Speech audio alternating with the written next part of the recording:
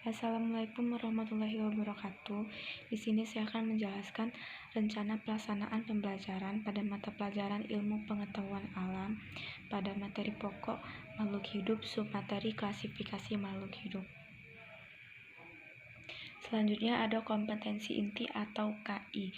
Memahami pengetahuan faktual, konseptual dan prosedural berdasarkan rasa ingin tahu tentang ilmu pengetahuan alam, mencoba, mengolah, dan menyaji dalam ranah konkret. Selanjutnya ada kompetensi dasar, indikator pencapaian, kompetensi dan tujuan. Kompetensi dasar memahami proses pengklasifikasian makhluk hidup dan benda-benda tak hidup sebagai kerja ilmiah, serta mengklasifikasikan berbagai makhluk hidup dan benda-benda tak hidup berdasarkan ciri yang diamati.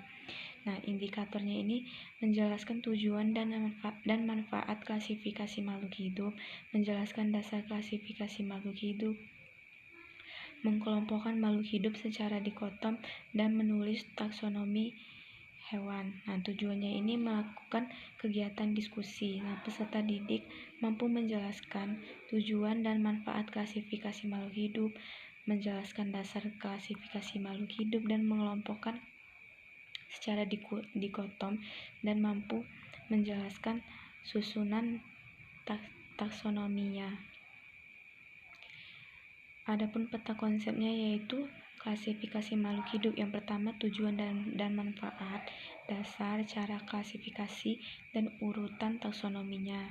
Urutannya itu yang pertama ada kingdom, filum, kelas, ordo, famili, genus, dan spesies.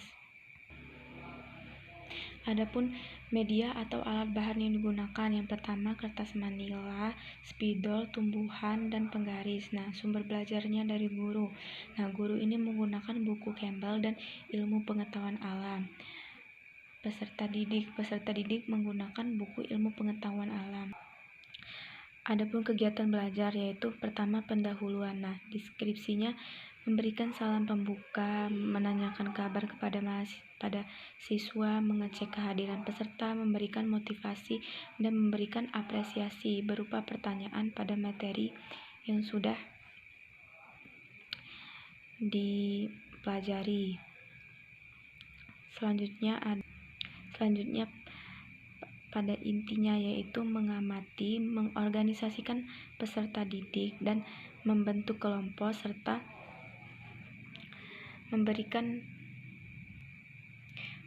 tugas pada setiap kelompok agar kelompok tersebut dapat menjelaskan pada materi yang sudah dipelajari. Yang kedua, menanya. Peserta didik mengajukan pertanyaan pada hasil pengamatannya. Setiap peserta didik wajib minimal 1 pertanyaan dan memberikan pertanyaan kepada setiap kelompok. Selanjutnya, mengobservasi. Peserta didik melakukan langkah-langkah diskusi secara sistematis untuk mengetahui klasifikasi makhluk hidup, dan mengasosiasi. Peserta didik mengolah dan menafsirkan hasil diskusi. Yang selanjutnya, mengkomunikasikan. Setiap kelompok mempresentasikan hasil percobaan dan diskusinya antar teman sekelas. Pada saat presentasi, kelompok ini diharapkan menanggapi hasil presentasi tersebut. Dan terakhir, penutup.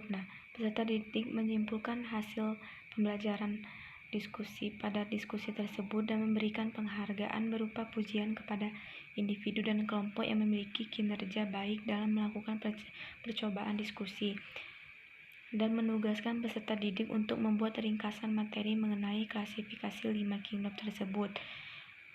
Dan terakhir, memimpin doa dan